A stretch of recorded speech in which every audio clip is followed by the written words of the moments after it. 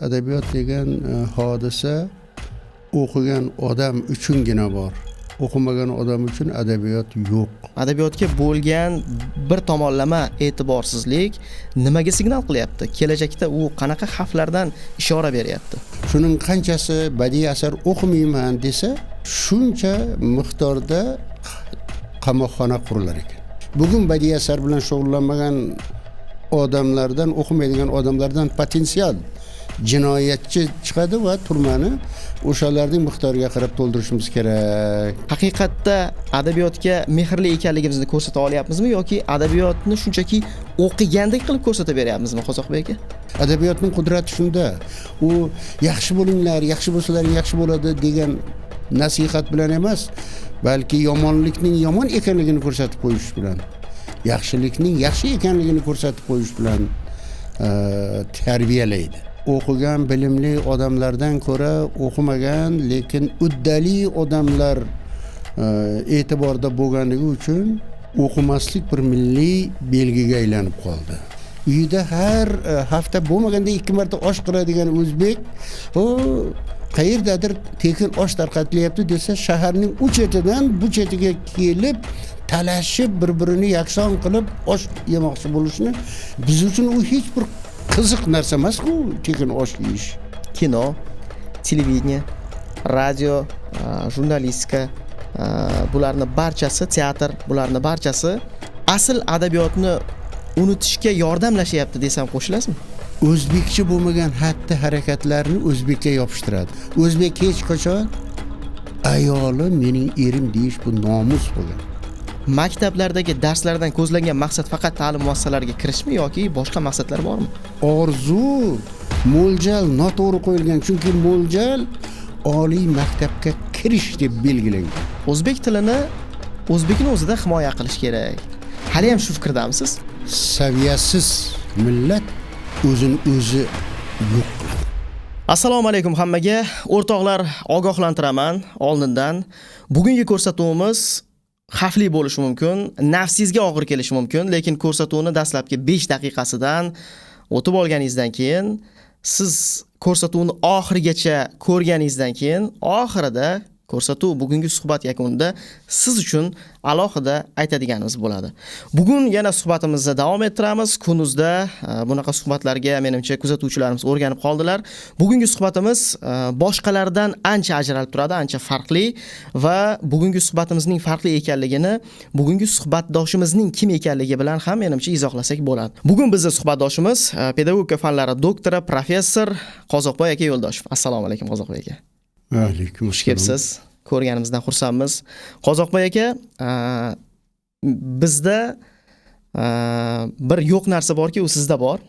Ya'ni sodda qilib tushuntiradigan bo'lsam, mikroskop bor sizda, bir ramziy mikroskop borki, bu hammaga ham berilmaydi. Bu ayrim toifa insonlarga bor va mana shu mikroskopda siz hozirgi o'zbek millatini, shu jamiyatimizdagi muammolarni mayda unsurlargacha ko'ra olasiz. Va bundaylar jamiyatimizda borligi bizni xursand qiladi. Afsuski biz ularni ko'ra olmaymiz. Ko'ra olmaydiganlar hozir bizni kuzatib borishyapti va bugun shu savollarimiz orqali o'sha siz ko'rgan mikroskop ostidagi ko'rgan mayda unsurlargacha bizga tushuntirib bersangiz degan niyatda, agar tushuntira olgan bo'lsam, shu niyatda siz taklif qildik. Adabiyot bu bir jamiyatning tarixi, buguni, kelajagi o'laroq yashaydi va bugungi kungacha adabiyot garchi biz unga ta'sir eta olmaydigan darajada bo'lsak ham, ya'ni yaxshi ma'noda rivojlantira olmaydigan bo'lsak ham, lekin adabiyot bir joyda to'xtab qolmaydi va u ketaveradi. U bir millatni qalbidagi o'y hislarini bir zamondan boshqa bir zamonga ko'chirib boraveradi. Lekin bugungi kunda men o'zim o'ylab qoldim. Biz o'zimizni haqiqatda adabiyotga mehrli ekanligimizni ko'rsata olyapmizmi yoki adabiyotni shunchaki o'qigandek qilib ko'rsata beryapmizmi Qozoqbek aka? Endi savol ancha o'ylashga majbur qiladiganroq savol bo'ldi. Endi adabiyot shunday hodisaki, u lahzani mangulikka muhrlaydi. Deylik, ijodkorning ko'nglini bezovta qilgan ijodkorning tuyg'ularini muvozanatdan chiqargan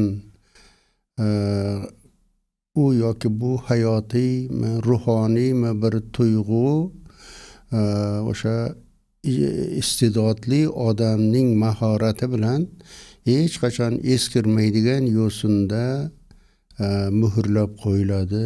Hech qachon unutilmaydigan yo'sinda. Shunisi bilan adabiyot yaxshi ta'kidladingiz. U o'tmishga qanday xizmat qilgan bo'lsa, bugun ham, ertaga ham eskirmaydi va o'sha xizmatini qilaveradi. Mana u urarman, urarman, ohlarim tutkay seni, ko'z yoshim daryo bo'lib, baliqlari yutkay seni.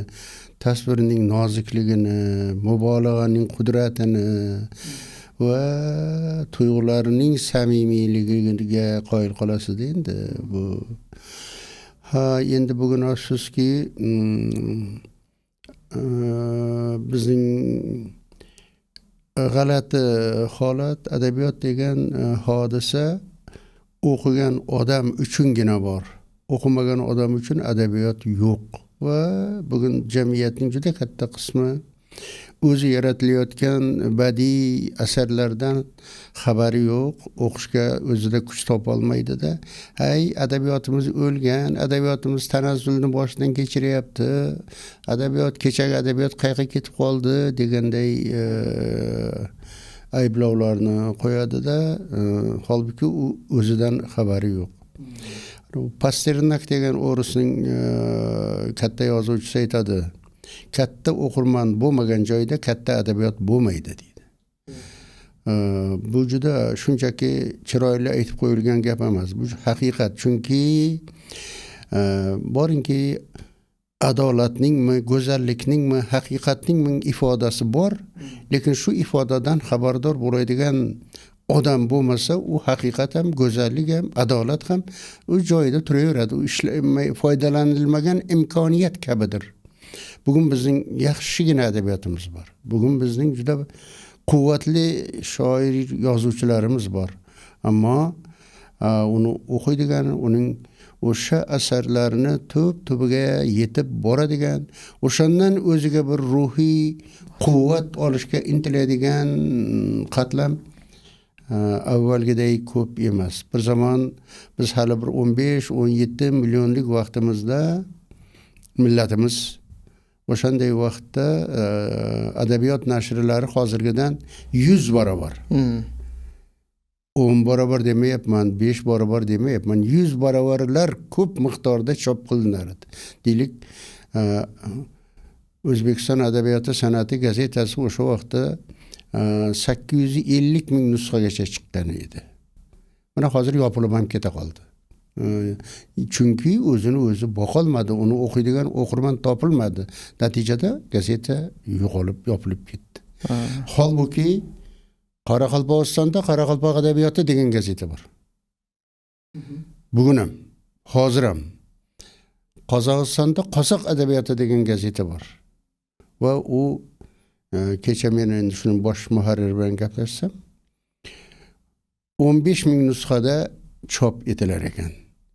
Endi shunga qaraganda bizda go'yo 40 million, salkam 40 million aholida bitta ham adabiyot gazetasi yo'q. 20 millionlik bizning yarmimizcha bo'lgan millatda 15 ming o'qirmani bor. Va shuning gazetasi bor. Endi Sharq Yulduz jurnali haqida ham, yoshlik haqida ham shuni aytish mumkin. Endi bu bilan nima demoqchiman? Demoqchimanki, adabiyotga talab qo'yishdan oldin, adabiyotga ayb taqashdan oldin uning darajasidan xabardor bo'lish kerak.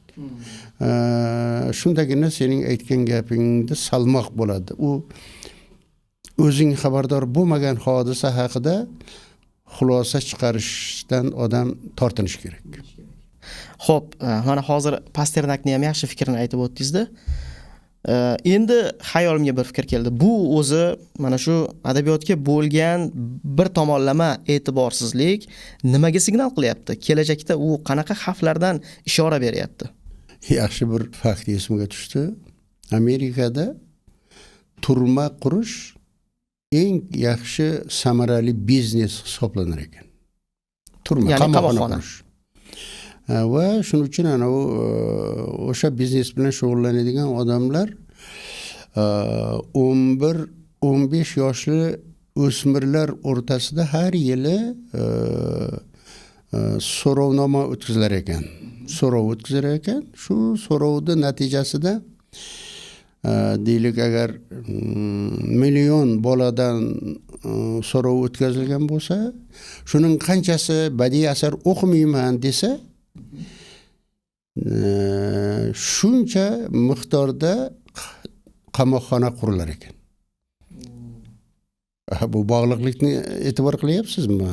Ya'ni bugun badiiy asar bilan shug'ullanmagan odamlardan, o'qimaydigan odamlardan potensial jinoyatchi chiqadi va turmani o'shalarning miqdoriga qarab to'ldirishimiz kerak. Va endi men nimaga shunday bo'lyapti deganingiz, demak bizdagi bugun bizning o'zbek millatiga juda ham xos bo'lmagan ko'p xususiyatlarning, illatlarning paydo bo'lishiga sabab ana shu biz ildizimizdan uzilib borayotirmiz. Chinakam milliy ruhoniy ildiz adabiyot va tilda saqlanadi. Va o'zbek o'zini uning badiiy adabiyotida ko'radi. Ana shu badiiy adabiyotida ko'rmagan boshqa o'zbekning ruhoniy dunyosi qanday unsurlardan, tizim va tak tizimlardan iboratligini bilmagan odam o'zi istamagan holda potensial jinoyatchi bo'laveradi. O'shanga qarab stixiyali tarzda shu tomonga qarab boraveradi o'zi bilmagan holda. Chunki odamni nojoiz, kelishimsiz xatti harakatlardan tiyib turadigan qudrat bu ma'naviy dunyodir. Ezgu ma'naviy sifatlardir. Ana shu sifatlardan adabiyot orqali shundan suvlanmasa, o'shani o'ziga singdirmasa, yaxshilik nima, xunuklik nima? Ana u maktabda endi o'qigansizlar, agar o'zbek maktabini bitirgan bo'lsalaring, o'g'ri degan hikoyani. Qahhorda. O'sha o'g'ri hikoyasida Amin obrazini tasvirlaydi. Og'zini ochmay kekirdi. Baqbaqasini selkillatib kuldi. Jimjilog'ini ikkinchi bo'g'inigacha burniga tiqib aylantirdi. Qo'lini etigining tagiga surtdi degan jirkanch bir tasvirni beradi. Va agar shunga e'tibor qilib o'qitsa, o'qituvchi, bola shuni bir e'tibor berib o'qisa, ikki dunyoda shu Aminning xatti harakatini qilgisi kelmaydi, qila olmaydigan bo'lib qoladi. Adabiyotning qudrati shunda. U yaxshi bo'linglar, yaxshi bo'lsalaring yaxshi bo'ladi degan nasihat bilan emas, balki yomonlikning yomon ekanligini ko'rsatib qo'yish bilan, yaxshilikning yaxshi ekanligini ko'rsatib qo'yish bilan tarbiyalaydi. U kitobni o'qish bilan odam birdaniga yaxshi bo'lib qolishi juda qiyindir. Lekin o'zi xatti harakat qilayotgan vaqtda o'sha birovlarning siymosida, birovlarning obrazida ko'rgan yaxshilikni o'ziga singdirsa, yomonlikdan tiyilmoqqa chorlaydiki, adabiyotning kuchi shunda. Va bugungi bizda badiiy adabiyotga e'tiborsizlik bu endi demak odamning o'zining ma'naviyatiga bo'lgan e'tiborsizlikdir. Ma'naviyat bu har zamonda uyushtiriladigan tadbirlarda namoyon bo'lmaydi, balki odamning har bitta shaxsning o'zining ustida ishlashida namoyon bo'ladi. Odamni o'zining ustida ishlashga, ya'ni o'zining xatti harakatlarini taftish qilishga bu adabiyot eng yaxshi ideal darajadagi vositadir. Chunki u yerda siz tirik odamning xatti harakatlarini ko'rib turasiz, o'zingizga yoqish yoqmasligiga qarab baho berasiz va ana shu baho berish asnosida odam o'zini o'zi tarbiyalab boradi. Bir so'nggi kitobingizda Jilolanmagan tafakkur mahsulida bitta fikr keltirgansizda. Bugun o'quvchiga tepadan turib qarab bo'lmaydi. Bugun o'quvchiga yaqinroq borish vaqti keldi degan fikrni bildirgansiz. Endi hozirgi zamonga qaraydigan bo'lsak, o'zi aslida bugungi suhbatimizni o'zi men shunaqa tushundim. Bugungi suhbatimiz o'zi o'quvchiga yaqinroq borish uchun tashlangan bir qadam va mana shunaqa ko'rsatuvlarni o'zi bu qadamlar hisoblanadi. Endi bugungi kun bilan solishtiradigan bo'lsak, mana hozir har bir qismimiz, har bir tomonimiz gadjetlar bilan o'ralgan, texnologiya bilan o'ralgan. Bizni o'rnimizda qaysidir ma'noda sun'iy intellekt fikrlab beryapti va bunga monand tarzda biz rivojlanishimiz o'rniga aksincha biz unga yondashib qolyapmiz-da. U bizni yordamchimiz sifatida meni o'rnimga fikrlaydi degan fikr kelyapti-da.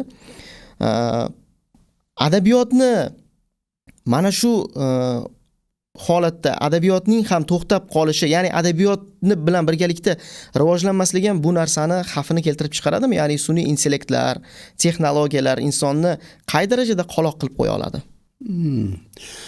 Men endi bu fikrni unchalik ham qo'llamagan bo'lardim, chunki o'zi aslida o'sha boyagi sun'iy intellektdan foydalana bilishning o'zi uchun ham odam muayyan darajada rivojlangan bo'lishi kerak. To'g'ri aytyapsiz. Bu bizning qoloqligimizga texnologiyalar, axborot to'rlari sabab emas, balki aslida o'sha sun'iy intellektni ham bizning odamning intellekti undan balandroq bo'lib, uni o'zining ortidan ergashtirish kerak. Biz endi hozir agar shu ketishda ketsak, sizning gapingizdan kelib chiqadigan ma'no bu sun'iy intellektning yetovida qolib ketadigan bo'lib qoladi millat. Ongsizlashib qoladi degan fikr ekan. Shuni lekin endi mana dunyoda endi bizning borinki siz aytgan gadjetlar, men endi ular nima ekanligini unchalik yaxshi bilavermayman. Bir keksa odam sifatida biz u hali texnologiyalarning xudo biladi bir 100 ming imkoniyatidan nechtasidan foydalanayotgandirmiz buni bilmayman-u, lekin texnologiyalar haddan tashqari takomillashgan deylik, Amerikaday, Yaponiyaday, Xitoyday, mana bu kunbotish mamlakatlaridagi joylarda shu kishi boshiga chiqayotgan badiiy asarlarning miqdori, keyin adabiy ommaviy jurnallarning miqdori, gazetalarning miqdori, oybitiklarning miqdori avvalgi zamonlardan oshdiki kamaygani yo'q. Faqat bu bizning yalqovligimiz tufayli va bir 25-30 yillar davomida o'qigan bilimli odamlardan ko'ra o'qimagan lekin uddali odamlar e'tiborda bo'lganligi uchun o'qimaslik bir milliy belgiga aylanib qoldi. Katta bir avlod shakllandiki, shu boshni qotirib o'qib o'tirish shart emas ekan bu dunyoda yaxshi yashash uchun deb. Keyin bilim, to'g'ri olingan bilim, chinakam bilim odamning orzularini to'xtovsiz ravishda yuksaltiradi. Orzular ana u moddiy chegaralardan balandroq bo'ladi. Kattaroq orzular, nomus degan, sha'an degan, e'tirof degan tuyg'ularni yuzaga chiqaradi. Bizning orzularimiz pasayib qoldi. Omonmatjon bir zaman bundan bir 50 yillar oldin yozgan edi. Orzulari bo'yidan past deb. Shu orzularimiz deyilgan o qorin to'ydirish, yaxshi kiyim kiyish, mashina minish, uy solishdan balandroqqa chiqish kerak bo'ladi. Bir odamning ichki dunyosini yuksaltiradigan, odamning shaxsning boshqa shaxslar tomonidan e'tirofiga sabab bo'ladigan ana shunday yuksak orzulari bo'lmaganligi uchun nihoyatda katta mansablarda turgan odamlar faqat nima qilib bo'lsa ham boylik to'plasam degan darajaga tushib qoldi. Holbuki ular o'ylash kerak edi. Tarix, millatning bugungi bosqichi meni ana shunday yuksak bir lavozimlarga chiqardi. Men bu dunyoda bunday imkoniyat men 40 million odamning ichidan menga nasib qildi. Men ana shunday bir esda qoladigan, millatga bir foyda keltiradigan ishlar qilishim kerak deyishning o'rniga nima qilib bo'lsa ham ko'proq, nima qilib bo'lsa ham kattaroq bir moddiy boylikka intilishim kerak deb o'ylay boshladi. Chunki orzu shu bilan tugadi. Nima faqat hay bo'lmasa o'g'limga, nevaramga ham bitta mashina olib qo'yay, nevaramga ham ikkita uy solib qo'yay. Mana shunaqa. Chunki orzuning o'zi katta emas edi. Mana endi atrofdagi milliarderlarni ko'rasiz-ku, endi o'zining deylik topgan butun boyligini bolalariga emas, qandaydir bir fondlarga, qaysidir bir xayriya jamg'armalariga, qaysidir bir odamlarga foyda keltiradigan ishlarga qoldirib ketyapti. Chunki ishonadi va umid qiladiki, bolasi shu boyagi boylikka ko'z tikib qolgan emas. Boylikka ko'z tikib qolgan bola esa boyagi boylikni qoldirishga arzimaydi deb qaraydi. Biz bo'lsa o'sha juda ham kichkina orzularning chegarasida qolib ketyapmizki, bunga sabab boyagiday yuksak adabiyot bilan tanishmaganimiz, yuksak tuyg'ularni qalbimizga singdirmaganimiz, hayotdagi odamni tozalaydigan go'zal narsalardan g'oyat uzoq ekanligimiz tufayli bizning millatda mana shunday odamlar ko'pligi tufayli biz ko'pincha adolatsizliklarga beparvo bo'lamiz, haqsizliklarga shunchaki tomoshabin bo'lib tura olamiz. Va hech narsa bilan tushuntirib, men doim juda qiynalib yuraman. Nima bilan tushuntirish, izohlash mumkin ekanligini hech o'ylab topolmayman. Uyda har hafta bo'lmaganda 2 marta osh qiladigan o'zbek, qayerdadir tekin osh tarqatilyapti desa, shaharning u chetidan bu chetiga kelib, talashib, bir-birini yakson qilib osh yemoqchi bo'lishni biz uchun u hech bir qiziq narsa emas-ku, tekin osh yeyish. Har kuni to'y, har kuni tekin osh yeyiladigan odam, har kuni uyda shu ya'ni kim boyagi nimaga intilish kerakligini aniqlab olinmaganda, o'sha to'daga urilsa bo'ldi, shu to'da qayqarib ketayotgan bo'lsa, shundan qolib ketmasam bo'ldi degan u ochilgidan qilmayapti buni. Chunki shaharning narigi chetidan bu tekin osh beriladigan joyga kelguncha qancha pul sarflanadi? Qancha vaqt sarflanadi uning hammasi chiqimku. Demak, mana shu ichimizdagi o'sha ma'naviy borliq kambag'allashib ketgan tizimlarni, ma'naviy unsurlarni bir tozalash kerak bo'ladi. Nima qilyapman o'zi deb savol qo'ya bilish kerak. Men har bitta harakatim nimaga olib boradi? Demak, endi katta maqsadlar qo'ymoq uchun, katta orzular qilmoq uchun, katta yuksak hayollar parvoziga erishmoq uchun yuksak darajadagi adabiyot bilan oshno bo'lish kerak. Zo'r misollar aytib o'tdingiz. Bu o'zi men shunaqa tasavvur qildim. Hozir gapiryapsiz, tasavvur, ma'naviyat qashshoqlashib qoladi va natijada narigi tomonda bizni haligi nafsimiz olomoncha fikrlashga yondashib ketib qolib, har doim siz aytgan o'sha aksiyalar tomon yugurib ketaveradi.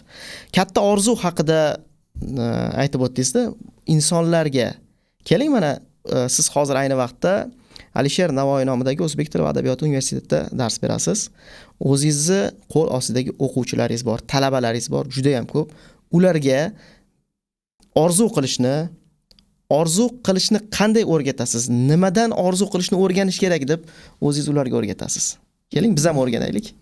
Bilmayman, endi men juda uni Biz endi talabalarga saboq berganda asosan saboqda rejada ko'zda tutilgan yo'sindan ketamiz, lekin bilasizmi, mening nazarimda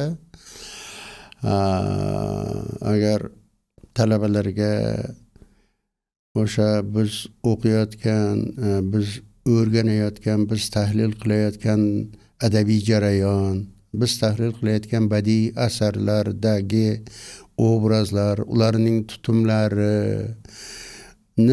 tahlil qilish asnosida talabalarimizda shu bir baland tuyg'ular, yuksak fikrlar paydo bo'lishi kerak. Shu butun endi men o'zimning o'qituvchilik iqtidorimni, kuchimni o'shanga yo'naltiraman deylik. Otabekning xatti-harakatlari, Anvarning xatti-harakatlari ni tahlil qilish orqali deylik, mumtoz adabiyotni o'taydigan domlalar Farhodning, Majnunning, Shirinning, Laylining tutumlari, Iskandarning tutumlarini tahlil qilish orqali, buni endi sizlar ham shunday bo'linglar deb chaqiriq bilan emas, balki ezgu odamlarning yuksakligini ta'minlaydigan omillar. Mana endi hamma narsa uchun kurashib, shunga erishib, o'zining istagini amalga oshirishning uddasidan chiqqan Xisrav ham, Sheruya ham o'tib ketdi. Va ularning qanchalar jirkanch, tutumli odamlar ekanligi ko'rindi. Va Farhod ham o'tib ketdi, o'zining istaklarini, o'zining xohishlarini bir umr jilovlab. Va lekin Farhoddan qanday nom qoldi? Farhod bizga qanchalar yaqin, u bizning odam. Xusrovdan nima nom qoldi, Sheruyadan nima nom qoldi? Ular bizdan qanchalar yiroq va biz uni qanchalar bir yomonlikning, yovuzlikning timsoli sifatida ularga qaraymizki, mana menimcha adabiyot ana shunday. Ya'ni ana Anvarning gapi bor-ku, siz ifloslik bilan g'olibsiz, men esa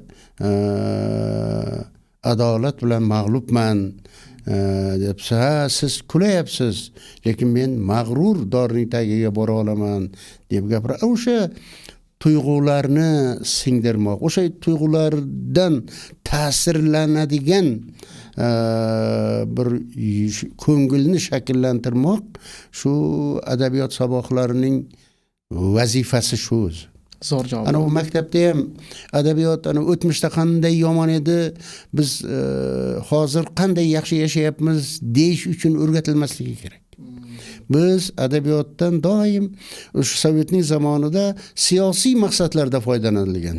Deylik, o'g'ri o'qitilsa, qaranglar, ilgari shunday bo'lgan, hozir bizda esa Sovet tuzumida bunday o'g'rilar yo'q, buni topishda boyagi poraxo'rlik qilinmaydi degan. Holbuki poraxo'rlikning qaysi darajada ekanligini hammamiz bilar edik. Bugun ham shunday deb aytish mumkin emas, ya'ni ana egamanlikka erishdik-ku, bizda mana bu illatlar qolmadi deb. Hozir ehtimol u illatlar ana u pristavmi, aminmi, 50 boshku, bor yo'g'i 3 so'm pul, 100 ta tuxum bilan masalani hal qilgan bo'lsa yoki hal qilmagan bo'lsa, bizning bugungi 100 ta tuxum tugul, o'sha tuxumni ichiga bunisi solib bersangiz ham ko'nmaydigan qamrovlarga erishib ketganligini bilamiz. Va balki ana shu obrazlarning tutumini, ularning shumining haddan tashqari shumligini, soddasining qanchalar sodda va beg'ubor ekanligini, sodda va beg'ubor odam juda ko'p o'rinlarda quv odamlarning, shallaqi odamlarning oldida ojiz ekanini tuydirish bilan, ana u Qahhorning bir zo'r gapi bor. Bilgan bilib qo'yaveradi deydi. Tuygan tuyib qo'yavermaydi. Tuygan odam demak uni his qilgan odam, demak uni o'zining minaziga aylantiradi, tabiatiga aylantiradi. Demak, yomon ko'rgan narsasini demak hamisha yomon ko'raveradi. Uni boshqarib bo'lmaydi. Yaxshi ko'rgan narsasini hamisha o'shanga intilaveradi va uni aql bilan hamisha ham idora qilib bo'lmaydi. Va adabiyotning tarbiyaviy qudrati shunda. U ana odobli bo'l, chin to'g'ri gapir, yolg'on gapirma deb da'vat qilishda emas, balki yaxshining yaxshi ekanligini, yomonning yomon ekanligini ko'rsatish orqali. Ya'ni endi orzu deganingiz masala o'sha yoqda edi o'zi aslida. Bu demak orzu kimga o'xshabroq yashasam, qanday marrani ko'zlab intilsam va o'sha marrani yuksakroq faqat sening tanangga, sening badaningga foyda keltiradigan emas, balki sening ko'nglingga foyda keltiradigan, ayni vaqtda boshqalarga ham zarar keltirmaydigan orzular, boshqalarga foyda keltiradigan marralarni qo'yib intilishni o'rgatishga xizmat qiladi deb o'ylayman adabiyotni. Va men endi o'zimning darslarimda shu hozirgidek tahlil qilishga harakat qilaman. Men sizni tushundim. Ko'ngillarni, qalblarni o'rgatuvchi shaxs sifatida men sizni tushundim. Bugun adabiyotni kuchini ko'rsatib beradigan sohalar bor-da. Aytaylik, kino, televideniya, radio, jurnalistika, bularning barchasi, teatr, bularning barchasi mana shu jamiyatda adabiyotni qanchalik katta kuchga ega ekanligini ko'rsatib beradi. Ya'ni unda namoyon bo'ladi demoqchiman, qaysidir ma'noda. Endi hozir bugungi bizda mana shu men yuqorida sanab o'tgan sohalarni, qaysidir ma'noda sohalarning faoliyati asl adabiyotni unutishga yordamlashyapti desam qo'shilasizmi? Qo'shilaman. Men o'zi savolingizning bosh qismidan hayron qoldim, go'yo adabiyotning kuchini ko'rsatadi deb. Yo'q. Bu sohalar adabiyotning kuchini sindirishga ta'sir qilayotgan, sindirishga sabab bo'layotgan jihatlar. Ana adabiyot tanuv ilmida interpretatsiya degan so'z bor. Aslida bu demak savolingizdan ma'lum bo'ldi. Bilib turibsiz, shu ana ko'rinadigan vizual bo'ladimi, eshitiladigan audial bo'ladimi? Buning hammasini tagida so'z yotibdi, adabiyot yotibdi demoqchisiz. G'alati tomoni shundaki, shu mana shu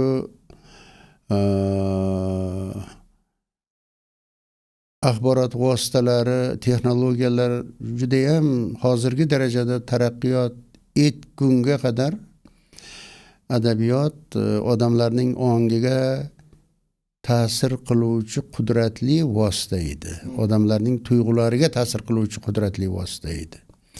Biz mana endi sizlardek vaqtimizda, hatto sizlardan keyinroq, kattaroq bir yoshimizda ham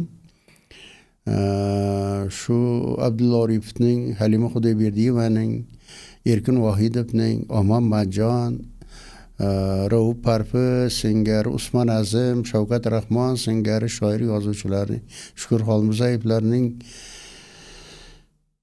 qaysi asari qayerda chiqar ekan deb poylab yurar edik. Va ularning kitoblarining chiqishi yoki bir gazetada she'rining chiqishi voqea edi va odamlar shunga talpinardi. Men-ku filologman. Hech qanday filologiyaga aloqasi bo'lmagan odamlar ham. U qorovulmi, u santexnikmi, u baribir adabiy so'zga mushtoq edi. Nimaga? Nimagaki hamma vositalar yolg'on gapirayotgan vaqtda faqat chinakam adabiyotgina. Adabiyotning hammasi emas. Yolg'onchi adabiyot ham juda keragidan ortiq edi o'sha zamonda ham. Chinakam adiblargina rost so'zni, millatning tuyg'ularini ifoda qiladigan, millatning manfaatlarini ilgari suradigan so'zni aytardi va millat o'zini ana shunga qarab shakllantirishga intilardi. Endi mana bu zamonlar bizning yoshligimizda O'zbegim degan qo'shiq Sherali Jo'rayev tomonidan aytiladigan har bitta to'yda qanday qo'shiqchi bo'lishidan qat'iy nazar bo'lmaganda 5-6 marta ayttirilar edi. Odamlar ana shu o'zining o'zbekligiga shu qadar tashna edi. U odamlarning mana bu milliy istiqlol degani, egamanlik degan ruh osmondan tushib qolgani yo'q. Kimningdir marhamati bilan paydo bo'lgani yo'q. Sir ham o'zidan o'zi parchalanib ketgani yo'q. U odamlarning ichida paydo bo'lgan edi. Boyagi Abdulla Orifning O'zbekiston degan she'ri. Erkin Vohidovning O'zbegim degan she'ri, Omon Majjonning eng so'nggi xazina degan she'ri. Odamlarning ruhida Shavkat Rahmonning she'rlari, Usmon Azimning she'rlari endi ko'p, endi bular sanayversang va mana shu asarlar, Shukur Xolmirzayevning asarlari odamlarning ruhini o'zgartirgan edi. Boyagi ana u bilgan bilib qo'yaveradi, sezgan sezib qo'yavermaydi, tuygan tuyib qo'yavermaydi deganidek, o'sha istiqlolga tashnalikni, haqiqatga tashnalikni millatning ruhiga singdirgan edi va shuning uchun bu egamanlik degan hodisa o'shandan paydo bo'ldi. Endi bugun adabiyot raqobat qilishga majbur bo'layotir. Adabiyot endi televideniya bilan, endi radio bilan, ayniqsa ijtimoiy tarmoq bilan raqobat qilish kerak va bizning o'zbek hamisha keyingi vaqtda juda bizning milliy xususiyatimiz bo'lgan yalqovlik tufayli shu telefonni kavlab qo'ya qoladi. Telefondagi axborot hozir endi oldinlari badiiy adabiyotdan nimanidir bilishdan tashqari tuyish tuyg'usi ham bor edi.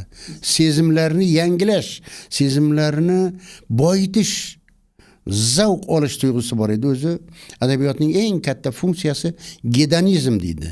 Ya'ni bu zavqlanish, go'zallikdan, ifodaning go'zalligidan zavqlanish. Azizim, baxtiyorim, ko'nglimning taxti yorim, yuzingda ko'z izi bor. Kim senga baxtiyorim deydi. Mana shu so'zdan zavqlanmasa, shuni ham eshitib qo'yaverish mumkin deydi. Lekin bunchalar mahorat, bunchalar mahobat, bunchalar mubolag'a, bunchalar yolg'on va lekin bu qadar rost. Yuzingda ko'z izi bor emish. Bu bo'lishi mumkin bo'lmagan narsa. Va ana shu gedonizm yo'qolib boryapti. Bugun odamlar so'zdan faqat axborot qidirishga o'rganyapti. So'zdan zavq olishga emas. O'tgan kunlar nimaga zo'r o'qiladi? Chunki Qodiriyning tili dahshat. Mana bugun endi mana Luqmon Bo'ruxon degan yozuvchining, Sobir O'nar degan yozuvchining, Shukur Xolmirzayevlarining, Abduqayim Yo'ldosh, Zulfiya Qurolboy qizi degan yozuvchilarning, Ulug'bek Hamdam, Isajon Sulton degan yozuvchilarning go'zal tilidan zavqlanish urf bo'lmayotir. U yerda nima haqida gapirilyapti, nimani fosh qilyapti, nimani ko'tarib chiqyapti deganday qarashlar bilan birga boyagiday go'zal va betakror ifodadan zavqlana bilish ham kerak. Endi boyagi savolingiz, bular qanchalik yordam beryapti? Bular juda katta zarar keltiryapti. Hozir siz sanagan vositalar, ayniqsa o seriallardagi haddan tashqari maydalik, bachkanalik. Keyin bilmayman, bizning rejissyorlarimiz hamon o'risning maktabini bitirib kelyaptimi, yoshlari ham. Mana u o'zbekcha bo'lmagan xatti harakatlarni o'zbekka yopishtiradi. Deylik, ana ayollar erlarni ura boshladi seriallarda. Shapaloq tortib yuboradimi bilmayman. Nima bo'la, hozir sizlarning avlodlaringda kelinchaklaring sizlarga shapaloq tortish darajasiga ko'tarildimi endi? Degan savolga men javob bera olmayman agar rejissyorlar javob bera olmasa. Shu o'sha seriallarda egalari javob bersa kerak-da. Keyin u seriallarda mening erim, mening xotinim deb gapiriladi. Ayollar, kelinchaklar mening erim deb gapiradi. O'zbek hech qachon ayoli mening erim deyish bu nomus bo'lgan. Elyorning onasi otasini mening erim demagan, otang degan. Menga ukangiz degan, jiyaningiz degan, kuyovingiz degan, xo'jayin degan. Turmush o'rtog'im, turmush yo'ldoshim degan. Lekin hech qachon erim demagan. Farosat qilgan, chunki erning funksiyasi nima ekanligini. Xotinning vazifasi bu mening xotinim deb aytmaydi esa bor o'zbek. Keliningiz deydi. Opangiz deydi, yangangiz deydi. Singlingiz deydi. Qizingiz deydi. Ana so'zlovchining darajasiga men bugun endi ona ham qiziga aytadi, ering juda o'zgarib qoldimi deb seriallarda. Bu adabiyotni o'ldiryapti. Bu millatni o'ldiryapti. Va ana umrida kitob o'qimaydigan odam lekin serial ko'radi. Va demak, er deb aytish kerak ekan. Xotinim deyish kerak ekan. Shu holatga kelib qolyapmiz. Endi bu hammasi biri ikkinchisiga bog'liq narsalar. Shu ma'noda bugungi men endi rejissyorlarimizning darajasi, ssenariychilarimizning darajasi, adabiyotimizning darajasida bo'lishini juda ham orzu qilaman-da. Ular esa ana bir chala-chulpa tarjima qilingan turkchami yoki o'rischami adabiyotlarni o'qib go'yo men adabiyotdan xabardorman. O'zbek adabiyoti juda ham tuban, bizning qarashimizga arzimaydi deb. Va hatto nihoyatda iste'dodli adiblarimiz ham serial yozishga kirishsa, demak bir rejissyorlarning talabi bilan bo'lsa kerak, juda ham sayozlashib ketadi. Deylik, Nazar Eshonqul qator seriallar yozadi. Nazarning darajasi dunyo adabiyotining eng yaxshi darajalari bilan bab-baravar. Hech ulardan kam joyi yo'q. Abduqayim Yo'ldoshning darajasi, Faxriyorning darajalari bu dunyo adabiyotining old namunalari deyishimiz mumkin.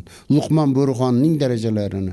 Lekin afsuski, hatto shular tomonidan yozilgan ssenariylar ham kinoga aylanganda, serialga aylanganda oddiy bir chunki uni sahnalashtiradigan azamatlarning darajasi adabiyot darajasi emas. Ancha.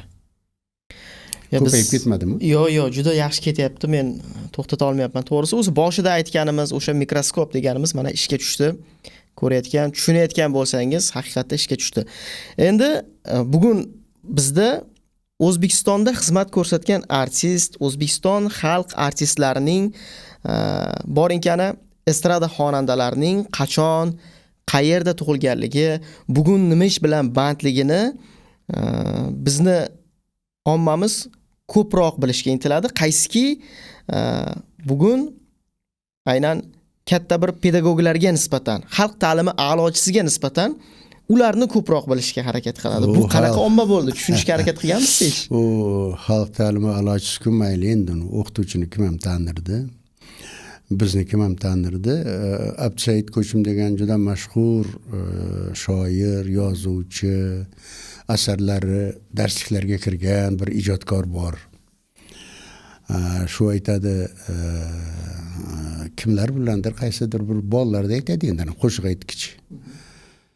Bolalar bilan deydi, Jizzaxga bordik deydi. Jizzaxga borib shunday odamlarga uchrashuv joyimizga yetib borishimiz bilan hamma yugurib kelib boyagi qo'shiqchini qurshab olib qog'ozlarga qo'l qo'ydirib ola boshladi, qo'l xat qilib. Biz dedi, yana kim, yana ham bir mashhur Usmonmidi bilmayman, Erkinmidi, Erkin Hasanmidi, hech kim dedi bizni oldimizga kelmadi degan edi. Ya'ni bu endi men o'zim ham ko'p yuraman va buni bilaman. Endi albatta men endi shoir emas, yozuvchi emas, boyagidek unvonim ham yo'q. Lekin chindan ham bizga e'tibor kerakli darajada emasligi, bu endi u ijodkordan ko'ra o'sha to'daning fojiasi ekanini bilamiz buni. u xizmat ko'rsatgan bo'lishi ham shart emas. O'zi-ku nima xizmat ko'rsatgan, endi ularning xizmati asosan texnikaning xizmati. Chiroq o'chishi bilan uning iste'dodi ham o'chib qoladi. Uning talanti xizmat ko'rsatishi ham tugaydi-da. Sen endi san'atkor bo'lsang, deylik shoir, chiroq o'chib qolsa ham she'rini o'qiyveradi. Agar yoddan bilsa. Endi yoddan bilmagani juda kam bo'ladi. Lekin endi boyagi mashhur, hamma yaxshi ko'radigan aktyorlarmi, qo'shiqchilarmi chiroq o'chib qolishmi, o'zlari ham o'chib qoladi. Mana uning xizmat darajasining, imkoniyatining. Avazoxonning gapi bor-ku, juda bo'lmasa sanashni bilasizmi deb, endi hozir men yana bolangiz sanatdi-ku ungacha. Xuddi shunday 5 kecha sanadi. Shu 5 kecha sanaganda ana dedi, men shundan hozir musiqa yozib, keyin qo'shiq aylantirib berdi-yu. Va mana shunday postmodern zamonda yashayapmiz-da biz endi hozir. Va buni shuning uchun bu mashhurlik, ommaviylik juda ham katta ko'rsatkich emas. Ya'ni kim nimaga qiziqishiga qarab va qiziqqan odamning ham intellektual, ham tuyg'u jihatdan saviyasining, emotsional saviyasining darajasiga qarab ommaviy yoki unchalik ham ommaviy bo'lmasligi tabiiy hol. Lekin bir zaman dili yaqinginada Abdulla Oripovlar, Erkin Vohidovlar, Halima Xudayberdiyevalar bir fenomenal hodisalar edi. Ularni O'zbekistonning har burchagida hamma tanirdi. Bugun endi unday emas va ehtimol shu tabiiydir. O'sha jilovlanmagan tafakkur mahsulida men pedagog nuqtai nazardan sizni ko'rdim.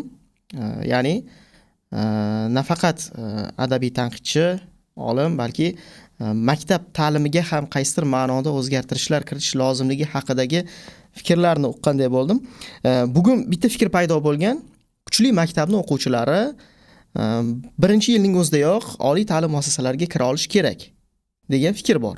Agar kira olmadimi, demak u maktab kuchsiz, u yerda berilayotgan darslarning sifati juda past degan fikr paydo bo'lgan. O'zi maktablardagi darslardan ko'zlangan maqsad faqat ta'lim muassasalariga kirishmi yoki boshqa maqsadlar bormi?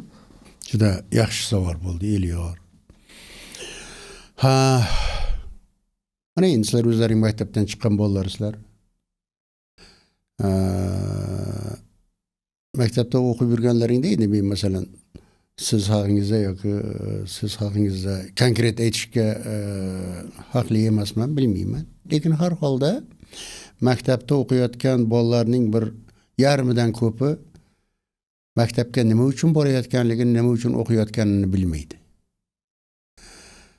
Qarangki, aslida bu bolalar maydaligida shunday bo'lish kerak edi. Endi hali ular kichkina, kelajakni tasavvur qila olmaydi deyishimiz kerak. Yo'q, biz bolalar ulg'aygani sari eslab ko'ringlar.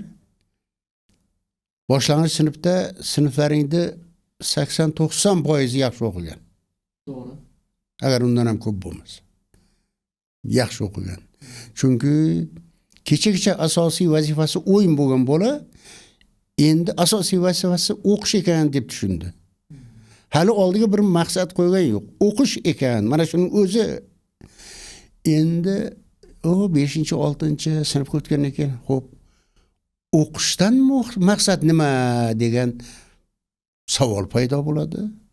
O'qishning nihoyatda og'ir mehnat ekanligiga duch keladi va borgan sari, sinflar yuqorilashgan sari o'qishga intiladigan bolalar kamayib boraveradi. Birinchi sinfda o kamida 5-6 kilo keladigan sumkalaring bo'lgan. Zo'rg'a ortmoqlab yurgansizlar. Haftalik darslar ko'tarib yurlar. 9-8 sinfga kelganda bitta daftar ko'tarib borgansizlar. U sal tuzuk o'qiganlaring shunday qilgansizlar. Asosiy katta qismlaring o'sha bitta daftarni ham olib bormagan. Borgan kelgan endi borish kerakligi uchun otasidan, onasidan qo'rqqani uchun, maktab hadeb joniga tegib talab qilavergani uchun, borsam borib qo'ya qolay degani uchun kelganlar. Demak, millatning bolalari, millatning o'zi ham bolam nima uchun o'qish kerak degan savolga javob bera olmaydi. Bolam men nima uchun maktabda 11 yil o'qishim kerak degan savoliga javob ola olmaydi. Mana shu masalani biz ko'tarishimiz kerak. Mening pedagogik qarashlarimda ana shu masala o'zak masala hisoblanadi. Va men o'ylaymanki, bugun jamiyatda ana orzu noto'g'ri qo'yilgan. Orzu, mo'ljal noto'g'ri qo'yilgan. Chunki mo'ljal oliy maktabga kirish deb belgilangan. Tugab qolyapti keyin. Xo'p. Mana endi o'zingiz ham o'qigandirsiz. Qayerda o'qigansiz? Nizomiy nomidagi Toshkent davlat pedagogik universitetida o'qiganman. O'sha pedinstitutda o'qigan vaqtingizda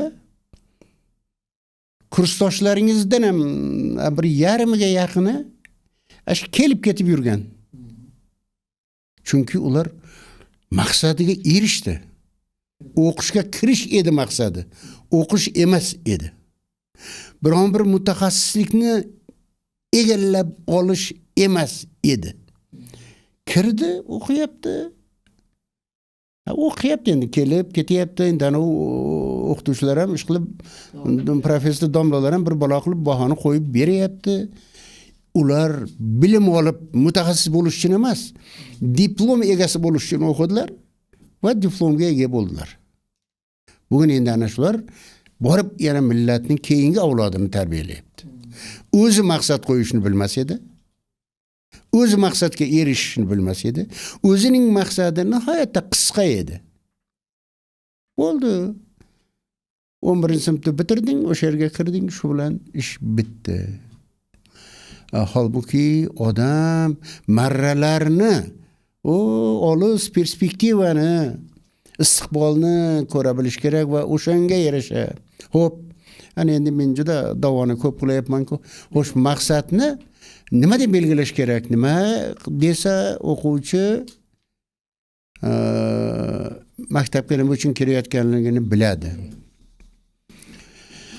Hozirgiday maktabning darajasini, maktabning saviyasini, u yerdagi talabalarning, u yerdagi bitiruvchilarning oliy maktabga kirishi bilan o'lchash tajribasidan voz kechish kerak. Ya'ni maktabda o'qish bu jamiyat uchun kerak. Oliy maktabda o'qish shaxs uchun, shaxsning o'zi uchun kerak. Va shaxsning o'zining ustida ishlab, tilasin repetitorga borsin, tilasin kechayi kunduz o'qib, o'zi kirmoqchi bo'lgan joyga kirsin. Tilasin otasining puli bilan mana hozir super kontrakt bir balolar qilib, ish qilib 50 ballni olgan odam bir joylarda o'qib yotibdi, shunday qilib o'qisin. Bu boshqa gap. Lekin baribir mana Karimovning davrida 9% gina maktabning bitiruvchilari oliy maktabga kirish imkoniyatiga ega bo'lardi. Hozir shu daraja bir 3-4 barobarga oshdi, 30% ga, hatto undan ham ko'paydi shekilli. Bu yaxshidir, mayli. Lekin baribir 40% bo'lganda ham 60% bolalar tashqarida qolyapti-ku.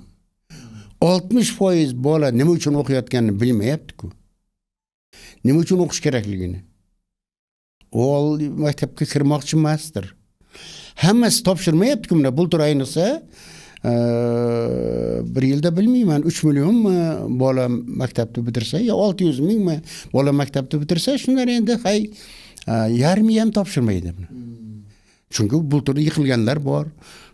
Bir necha yildan beri kelib kirmoqchi bo'lib yurganlar bor va shular navbat bilan yoki imtiyozi borlar bor deganday. Xo'sh, nimani mo'ljal qilish kerak? Nimani marra qilish kerak? Mening nazarimda, eslasangiz, maktabga borganingizdan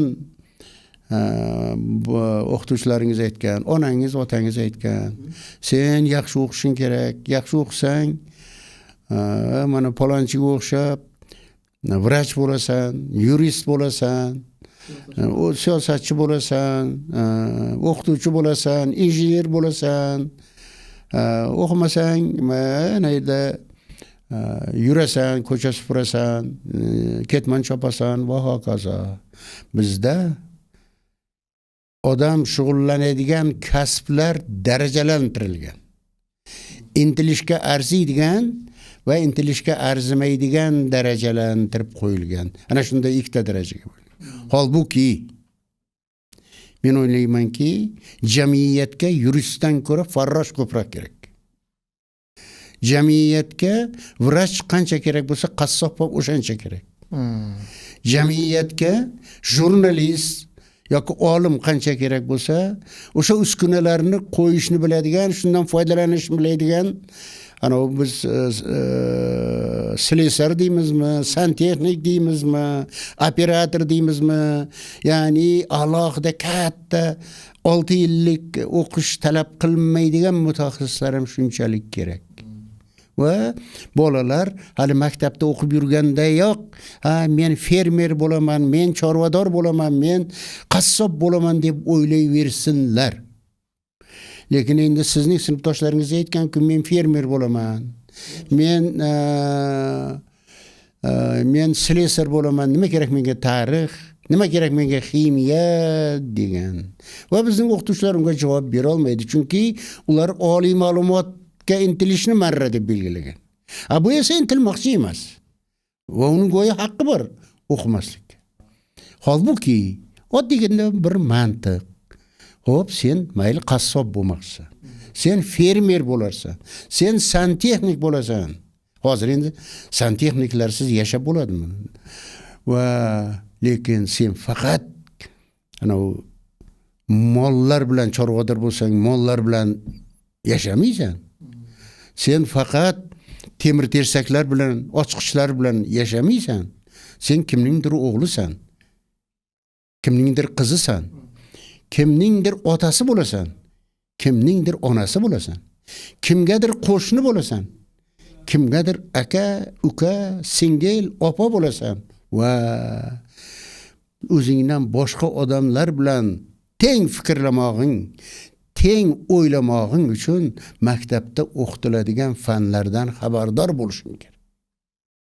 Oliy ma'lumot olishing uchun emas, universitetga kirishing uchun emas, odam bo'lishing uchun.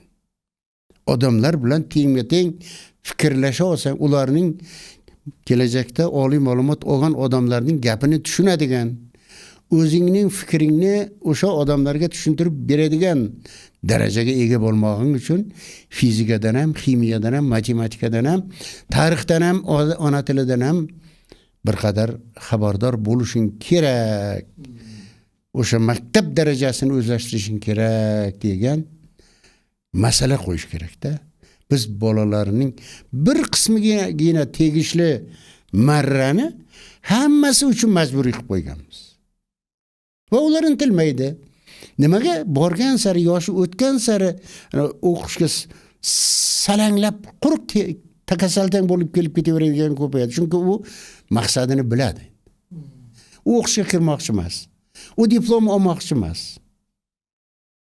Do'kon tayyor. Savdoga chiqadi. Savdo qilaveradi. To'g'ri.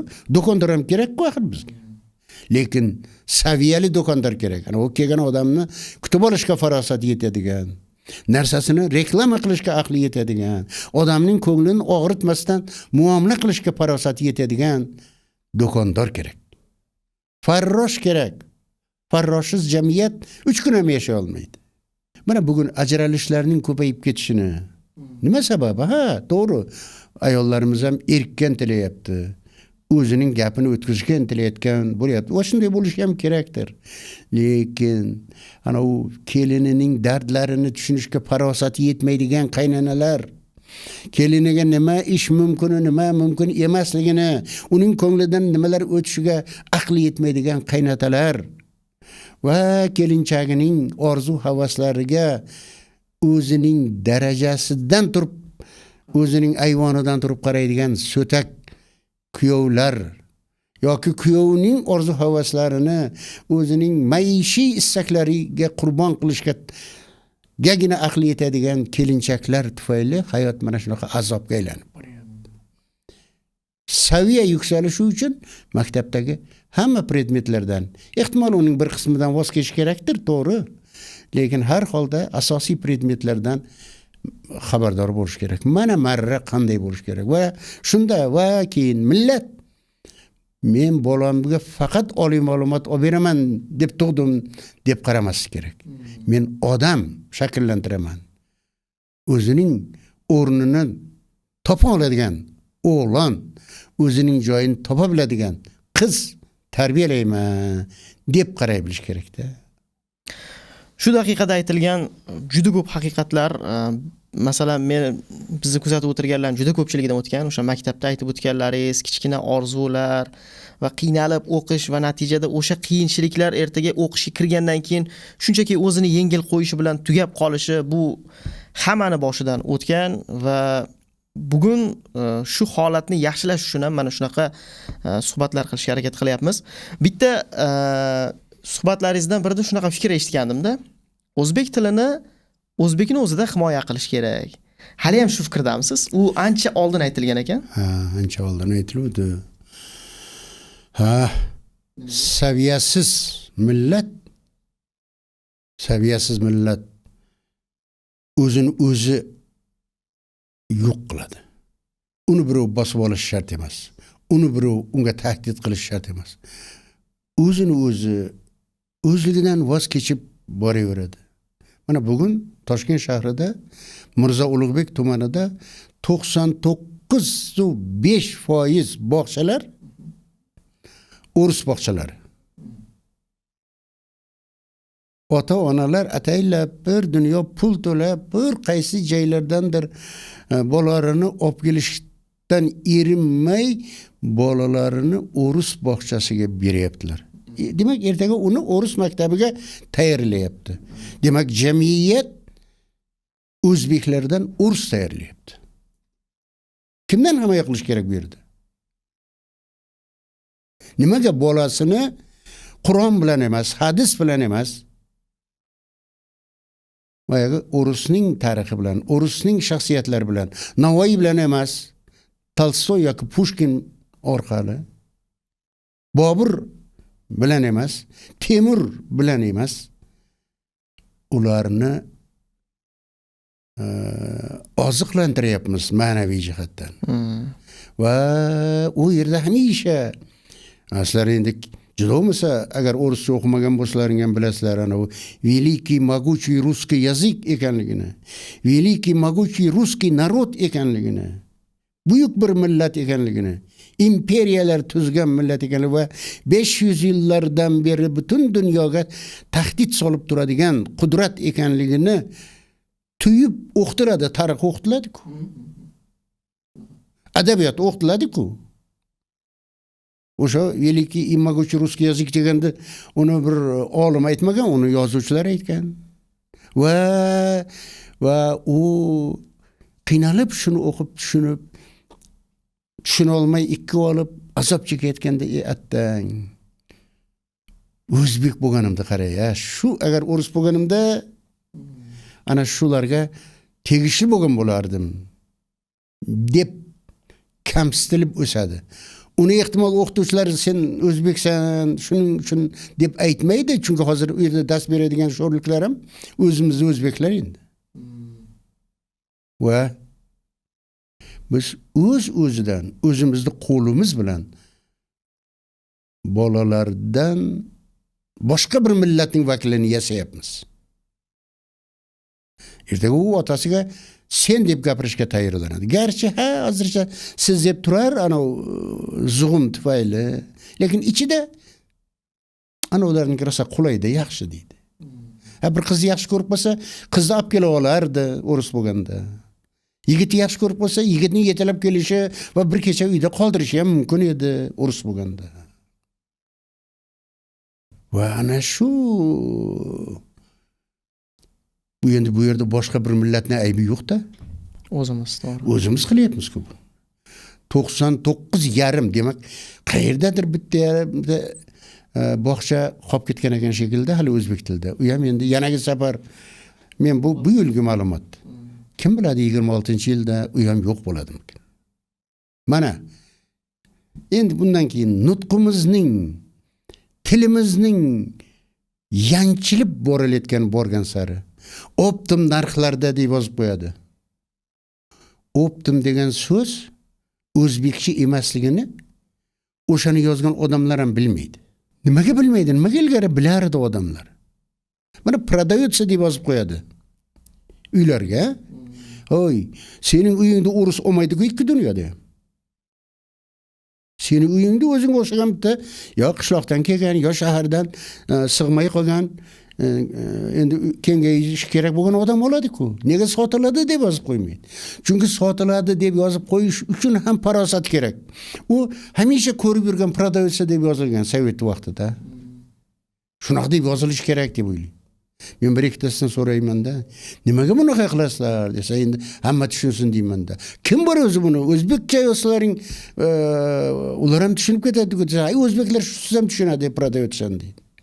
Qarangki, bizda o'zimizga qulay bo'lishini emas, qandaydir noma'lum odamlarga qulay bo'lishini o'ylaydigan g'alati millatimizda. Shuning uchun men aytdim. Mana tilimizda hozir mana sizlar yana bir 2 soatdan keyin obedga chiqamiz deysizlar. Bor, bu haqiqat, to'g'ri aytibdilar. Siz ham aytasiz hatto. Shunday. Ong ostiga o'rganib. Musorni tashlaymiz deymiz. Mostda uchrashamiz deymiz. Endi buni qaysi birini aytayin? Ana u bekat degan qisqagina so'zimiz bor. Bekatga to'xtab keting desak, albatta haydovchi ostanovkagami deb qo'yadi. Oy, ostanovka deb aytguncha bekat degan 4 tagina tovush, 5 tagina tovush. Men aytganingizda hozir hayolimga keldi, bozorga kirib sotuvchidan nam sochiqcha bering dedim. Atay, nam sochiqcha bering desam, влажный salfetkami deb g'alati qaradi menga. Shuni men bilmaysam deb. Shunaqa qaragani esimga qolib ketgan. Ha, mana hozir ko'kat bering desangiz, bironta ko'kat sotuvchi o'zimizda holbubi halolar birontasi tushunmaydi. Zelenmi deb so'raydi o'zbekchalab. Mana qanday qilib millat yo'qolib boraveradi. Ha, qosh ko'zimiz qora bo'lib turaverishi mumkin. Otimiz Elyor, otimiz Qozoqboy bo'lib turaverishi ham mumkin. Lekin bizning ruhimiz, chunki til millatning ruhidir deb Hazrat Navoiy aytdi. Ruh o'zgarib ketyapti. Demak, biz o'zgarib ketyapmiz. O'zimiz bilmagan, ehtimol istamagan yoki istagan holda. Bu juda ham shuning uchun men boyagi og'ir gapni aytdim. Hozir bog'chalarni sanab o'tdingiz-ku, lekin maktablar ham juda ayanchli holatda. Ya'ni respublika miqyosida 9,5 mingga yaqin maktab bor, umumiy o'rta ta'lim maktablari va ularning orasida 750 ga yaqin rus maktablari bor ekan. Endi mayli, maktab borligi bir jihat, lekin bitta o'quvchini 11 yil davomida bor yo'g'i rus tilini o'rgatish uchun o'qitish sal ko'p emasmikin deb o'ylab qolaman. Nimaga tayyorlanyapmiz? Gasterbayterlikka tayyorlanyapmizmi shunda? Shundayda. Ammo fojia ana shunda. Bizning ota-onalarimizning bu o'sha radiodan, televideniyadan, mana shunaqa ijtimoiy tarmoqlardan chiqib, mana shu masalaga e'tibor qaratish kerak-da. Nimaga tayyorlayapmiz? Nimaga sen bolangni o'zingning yurtida kun ko'rishga qudrati yetadigan intellektual darajaga tayyorlashning o'rniga qayoqqadir borib ishlashga tayyorlayapsan hali u bechorani 7 yoshidan yoki 3 yoshidan. Nimaga o'zingnikini kiritishning o'rniga o'zingnikidan uzoqlashtiryapsan, o'zingnikini nariyoqqa surib qo'yayapsan deb qaraydigan qara fikrlarni singdirilishi kerak-da. Va endi men hatto o'ylayman, endi to'g'ri, endi insonda erki bu, endi bolasini qaysi bog'chaga berish.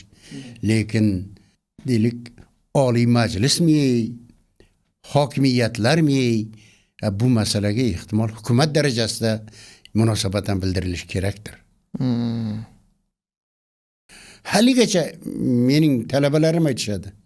Haligacha deydi, biz maktabga ishga borsak, ish so'rab borsak, rus tilini bilasanmi deb so'raydi. Talab bor shunday. Shunaqa talab bor emish. Men aytaman, sen o'zbek tili va adabiyoti o'qituvchisisan-ku. Yo'q deydi, baribir so'rashadi shunaqa deb. Chunki u talab, u hukumat unday talab qo'ymagan mening nazarimda.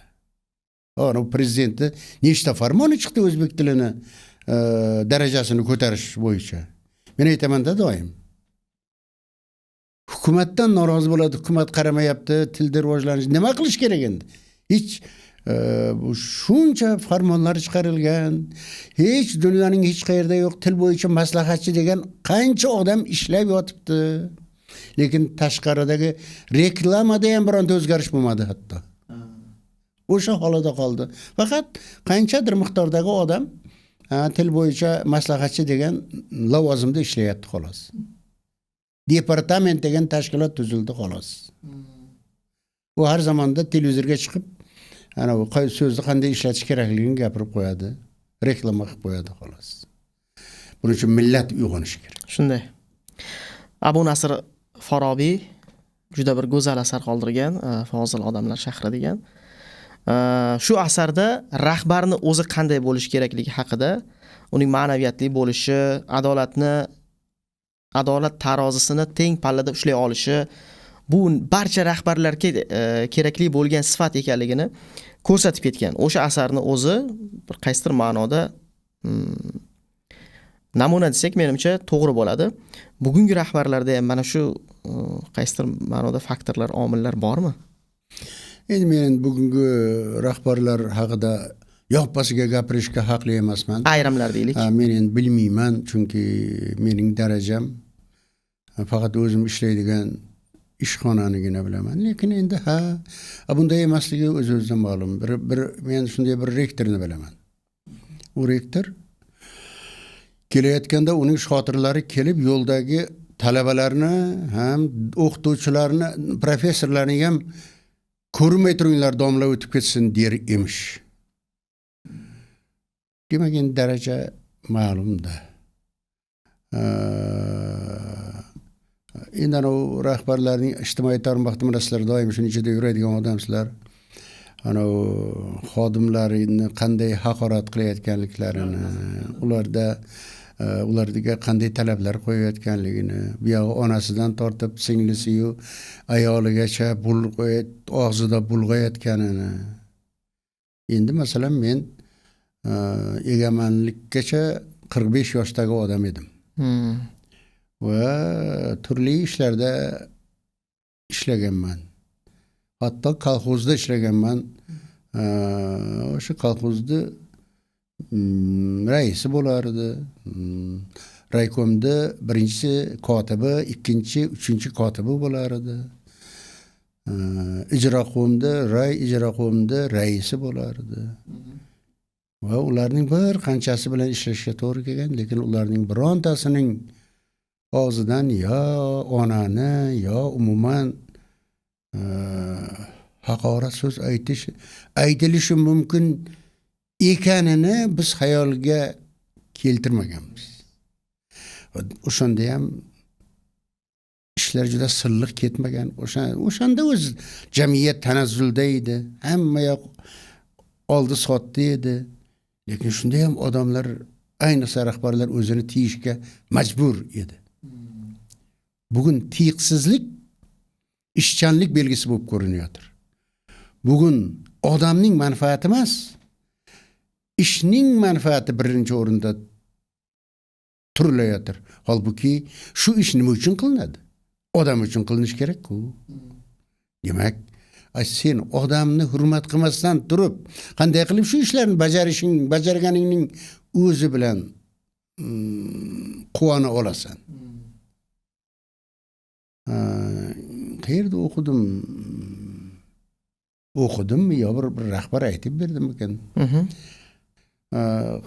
Zovurdan suv chiqaradigan nasos o'rnatilishi kerak ekan. Mutaxassislar, turbalar, nasos olib keltirilgan, kran bor dedi. Iltimos kechgacha shuni qilib qo'yinglar deb topshiriq berib ketdim dedi. Kechqurun endi buni qabul qilayin deb kelsam, kart o'ynab o'tirishibdi mutaxassislar, kran bekarga turibdi. Ular joy-joy turibdi. Shunday tutoqib ketib, boyagiday so'kishga tushib ketdim deydi. O'zim beixtiyor endi. Hech narsa qilinmagan. Va birpasda men bir soatlar qarab turdim, so'kib turdim. Bir soat ichida hamma narsa bajarildi deydi. Demak, millatni mana shu darajaga tushirdik-da. Shu gap eshitishgacha olib bordik. eshitmasa qimirlamaydigan. İltimos ohangi bilan onangni ohangining farqiga bormaydigan. Yoki o'sha keyingi ohangni qo'msaydigan odamlarni shakllantirdik shekilida. Avvalgi o'zbek-ku. Xudodan qo'rqadigan o'zbek-ku. Insofi bor o'zbek edi-ku. Qayerdan paydo bo'ldi bular?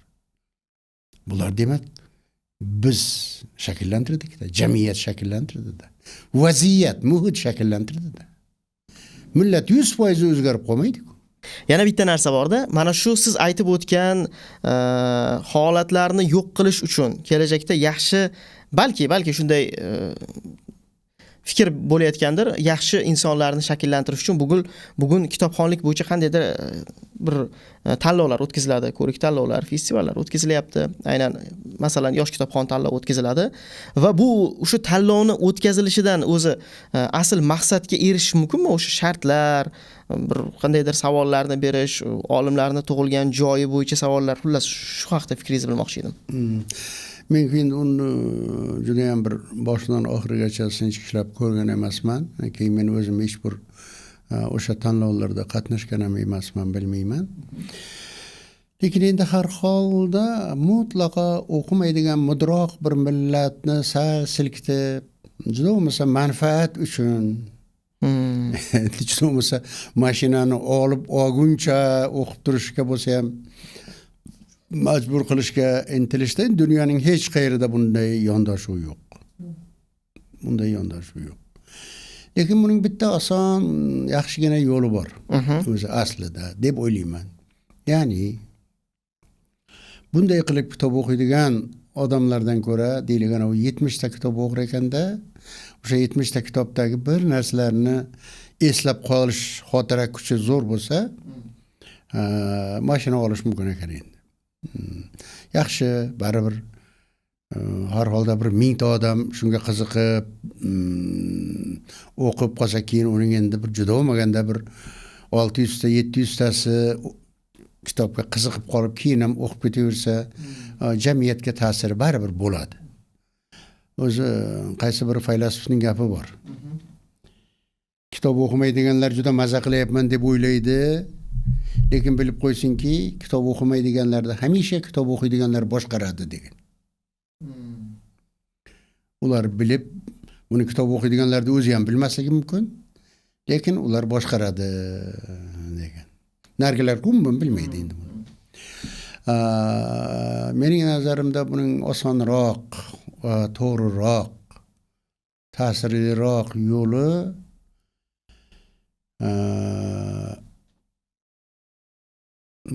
bir qayerdadir aytib ketdingiz, adolat tarozisining pallasini teng ushlaydigan fozil odamlarga e'tiborni kuchaytirib, bilimli, o'qigan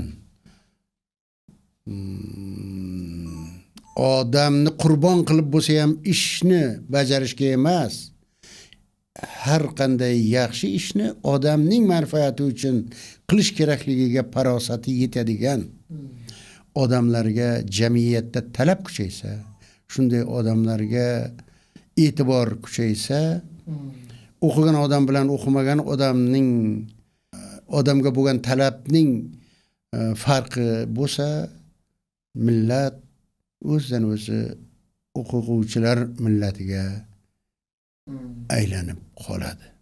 Hozircha biz boyaga aytganimday o'qishdan axborot yig'ish bilan shug'ullanyapmiz. Bu boyagi hatto kitobxonlar tanlovida ham o'qigan kitobingning zavq beradigan jihatlari emas, axborot beradigan jihatlari so'raladi. Chunki zavq so'rab bo'lmaydi-da. Va shu kitobni o'qib zavq tuyadigan odamlar esa bunday ko'rik tanlovlarda qatnashib ham o'tirmaydi. U kitobni o'qishning o'zi bilan baxtiyor bo'ladi. O'shandan ta'sirlanib, necha vaqt o'sha yerdagi esida qolgan so'zni takrorlab maza qiladi-da. Shuning uchun men o'ylayman, endi jamiyat o'zini qaytadan qurish kerak.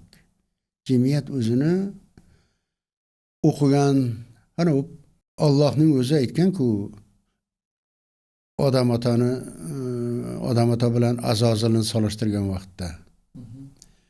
Azozilga, ya'ni 70 ming farishtaning boshlig'i bo'lajak iblis Azozilga aytganki, ha mana bu narsaning otini ayt degan. Bilmayman, sen buni menga o'rgatmagansan. Ha mana uni nomini ayt, bilmayman. Odam otaga o'rgatib qo'ygan bo'ladi oldin o'zi. Ha odam otadan so'raydi, bu nima? Ha bu tog', mana bu nima? Ha bu daryo, mana bu nima? Bu tosh, mana bu nima? Bu gul. Ana ko'rdingmi? Mening huzurimda bilgan bilan bilmagan barobar bo'la olmaydi. Menga 1000 ta obiddan ko'ra bitta olim afzaldir dedi. Obid endi ibodat qilguvchi. Bilguvchi esa bilish bilan o'zi bilim nima? Bilim degani bu Xudoga yaqinlashish degan. Shunchaki bilim odamni o'zidan o'zi yaqinlashtiraveradi. Lekin ba'zan juda ham bilimi ko'p narsani biladigan u, lekin shu bilimlarning manbai qayerda ekanligini o'ylamagan odamlargina ba'zan chiqib qoladi-da, yaratganni tushunmaydigan, uni tanimaydigan. E'tibor qilganmisiz? Nuqul bilimli odamlar umrining bir joylarga borganda, hatto Yevropalik nasroniy bo'lgan bo'lsa ham yoki umuman dahriy bo'lgan bo'lsa ham Allohni tanib qoladi. Chunki u endi juda ham bizga o'xshab namoz o'qig'isi kelib ketganidan emas. Bunday qudrat, bunday mukammallik bandasi tomonidan qilinishi mumkin emasligini yoki o'zidan bo'lib qolishi mumkin emasligini anglab yetganidan keyingina mo'minchilikni qabul qiladi-da. Va shuning uchun ham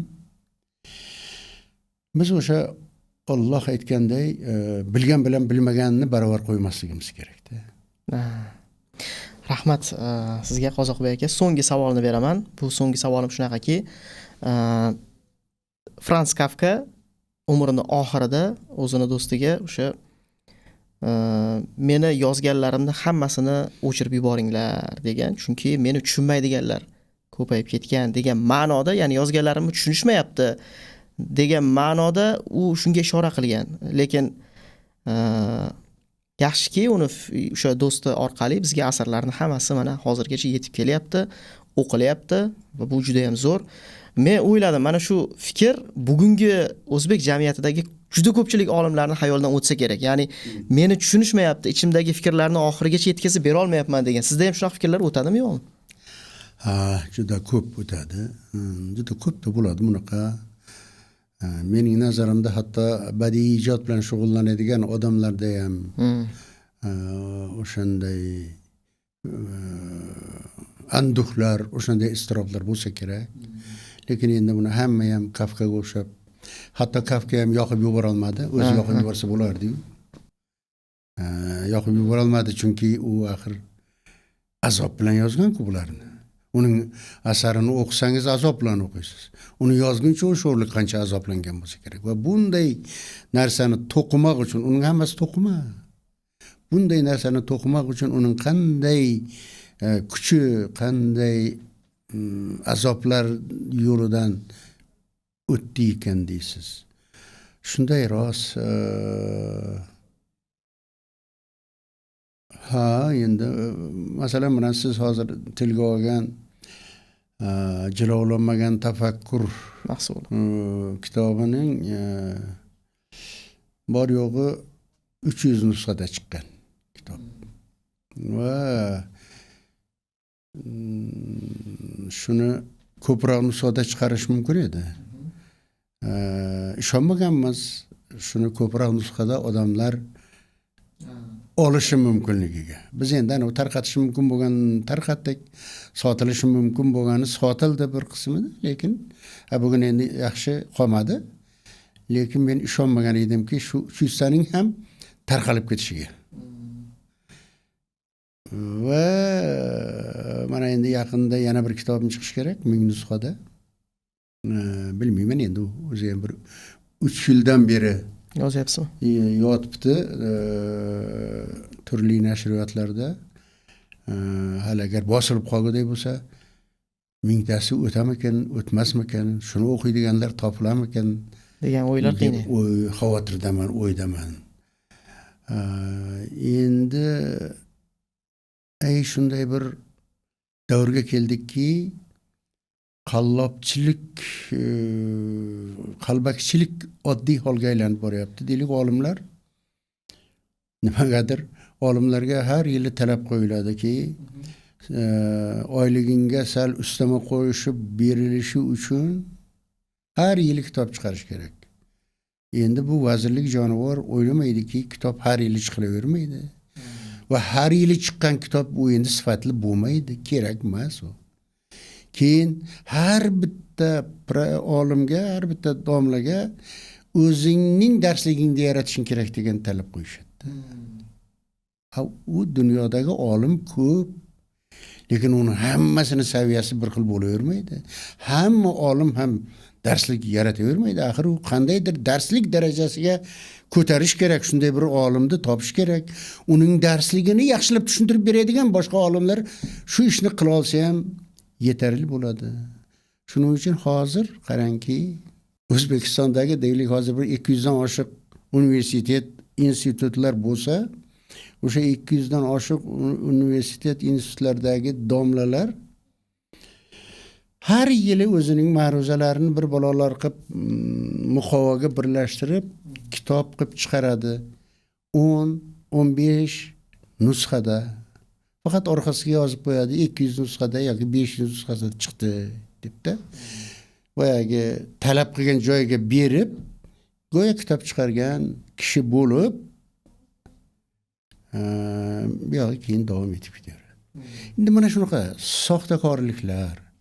Mana chet elda olimlar bir yilda bitta maqola yozib qolishi ham va o'sha bitta maqolasi ham muayyan darajada ilmning keyingi bosqichiga ta'sir qilishi, bu endi chunki yillar davomida o'ylab qilingan ish salmoqli bo'ladi. Sen endi har kuni qog'ozlar har kuni saboqlardan tashqari bir nechta maqolalar, hatto kitoblar qilishing kerak bo'ladiki, endi bu o'z-o'zidan uning saviyasi shunga yarasha bo'ladi. Mana shunaqa jihatlar bor endi. Va bu hozir oddiy holga aylanib qoldi, aytaman, qarang. Olim odamlar, professor odamlar 10-15 ta nusxada chiqarish bilan buni endi bilmayman, unga baho berishga ham hatto qiynalaman. Bugungi suhbat uchun sizga rahmat, Qozoqbek aka. Bizni o'sha boshida aytganimiz, nafsini yengib, garchi boshqa video ko'rsa ham bo'lardi. Hozir konsertmi, bir qiziqroq narsa ko'rsa ham bo'lardi, lekin oxirigacha ko'rib, o'zi uchun ma'lum bir xulosalar chiqargan bizni kuzatuvchilarimizga ikki og'iz tavsiya, fikringiz. Bugun ular qanday yashashlari kerak degan ma'noda o'zingizni olim sifatidagi xulosalaringizni berib o'tsangiz. Endi juda og'ir topshiriq berdingiz. Ana u birovga bizning Sirdaryoda avliyo bo'lsang o'zingni qo'lla degan bir gap yuradi-da. Ya'ni juda zo'r bo'lsang o'zingni hayotingni zo'r qilib yo'lga qo'y degan gap. Men endi bu odamlarga qanday yashash kerakligini o'rgatishga juda haqliman deb hisoblamayman, lekin endi har holda bir yosh kattaroq odam sifatida albatta avvalo sog' va salomat yashashini o'zlaridan ham, Xudodan va o'zlaridan so'ragan bo'lardim. Keyin o'sha maqsadni balandroq qo'yib, orzusi marralaridan yuqoriroqda turadigan, faqat erishib yo kiyish, yo yeyish, yo minish mumkin bo'lgan narsalarni orzu qilishdan balandroq, tozaroq, hayoliyroq orzular qilishga, yaxshi bo'lib ko'rinishga emas, chindan ham qo'lidan kelguncha yaxshi bo'lishga, chunki bizning yaxshi yomonligimizni yaratgan egam ko'rib turibdi. O'sha darajaga erishishga Alloh ularga kuch qudrat,